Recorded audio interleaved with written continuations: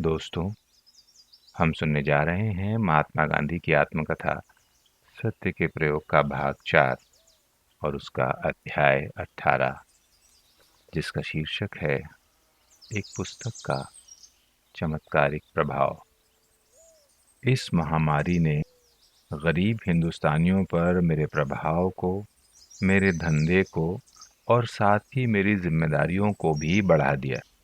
यूरोपियनों के बीच मेरी बढ़ती हुई जान पहचान भी निकट होती गई। उसके कारण भी मेरी जिम्मेदारियां बढ़ने लगीं।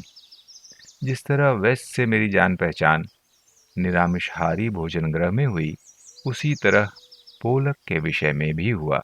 एक दिन जिस मेज पर मैं बैठा था, उससे दूसरी मेज पर एक नौजवान भोजन कर रहे थे। उन्होंने मिलने की इच्छा से मुझे अपने नाम का कार्ड भेजा। मैंने उन्हें मेज पर आने के लिए आमंत्रित किया। वे आए। मैं क्रिटिक का उपसंपादक हूँ। महामारी विषयक आपका पत्र पढ़ने के बाद मुझे आपसे मिलने की बड़ी इच्छा हुई। आज मुझे यह अवसर मिल रहा है।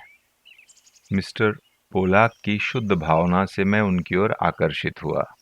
पहली ही रात में हम एक दूसरे को पहचानने लगे और जीवन के विषयों में, अपने विचारों में हमें बहुत साम्य दिखाई पड़ा।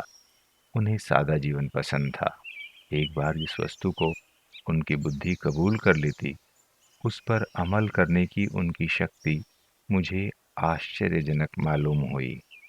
उन्होंने अपने जीवन में कई परिवर्तन तो एकदम कर लिए। इंडियन ओपिनियन का खर्च बढ़ता जाता था। वेस्ट की पहली ही रिपोर्ट मुझे चौंकाने वाली लगी। उन्होंने लिखा, आपने जैसा कहा था वैसा मुनाफा मैं इस काम में नहीं देखता। मुझे तो नुकसान ही नजर आ रहा है।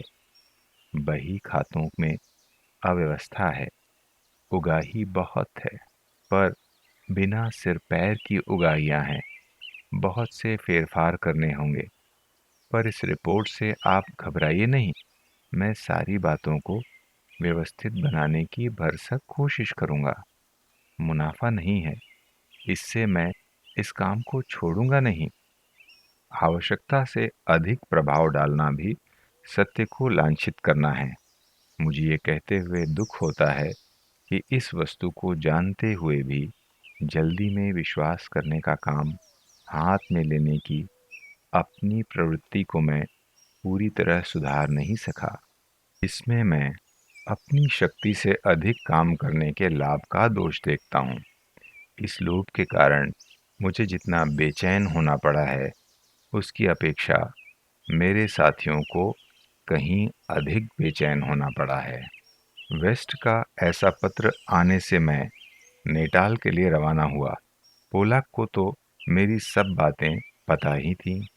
वे मुझे छोड़ने स्टेशन तक आए और ये कहकर कि ये रास्ते में पढ़ने योग्य है, आप इसे पढ़ जाइएगा, आपको ज़रूर पसंद आएगी।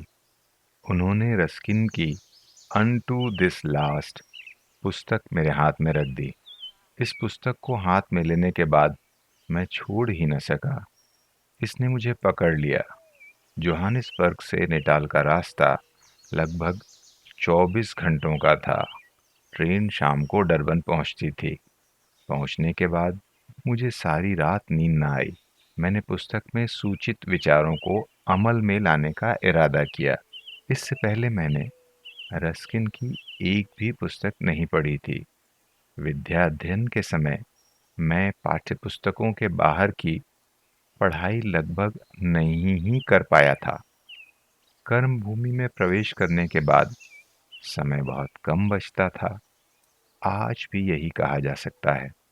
मेरा पुस्तकीय ज्ञान बहुत ही कम है। मैं मानता हूँ कि इस अनायास अथवा बरबस पाले गए संयम से मुझे कोई हानि नहीं हुई है, बल्कि जो थोड़ी पुस्तकें मैं पढ़ पाया हूँ, कहा जा सकता है कि मैं उन्हें ठीक से हजम कर सका हूँ। इन पुस्तकों में से जिसने मेरे जीवन में तत्काल महत्व के रचनात्मक परिवर्तन कराए, वह अनटू दिस लास्ट ही कही जा सकती है। बाद में मैंने उसका गुजराती अनुवाद किया और वो सर्वोदय नाम से छपा।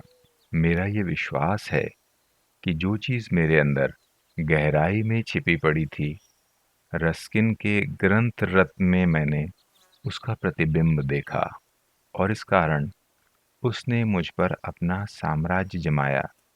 मुझसे उसने अमल करवाया। जो मनुष्य हम में सोई हुई उत्तम भावनाओं को जागृत करने की शक्ति रखता है, वो कवि है। हर कवि का सब लोगों पर एक समान प्रभाव नहीं पड़ता, क्योंकि सबके अंदर सारी सद्भावनाएं समान मात्रा में नहीं होती। मैं सर्वोदय के सिद्धांत को इस प्रकार समझा हूँ। नंबर 1, सबकी भलाई में ही हमारी भलाई निहित है।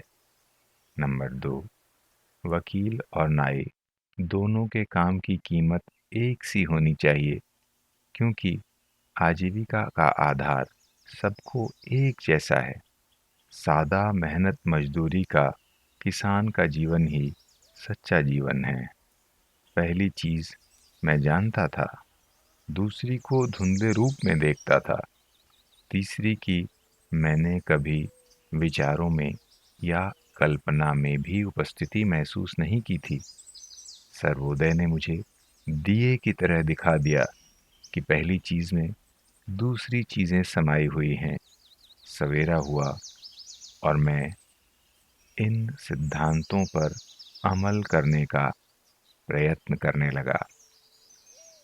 साथियों, अभी हम सुन रहे थे महात्मा गांधी की आत्मकथा सत्य के प्रयोग, और उसका भाग 4 अध्याय 18। इस सुंदर किताब का बहुत ही सरल अनुवाद श्री काशीनाथ त्रिवेदी जी ने किया है। इसके अगले भाग के साथ आपसे फिर मुलाकात होगी। धन्यवाद।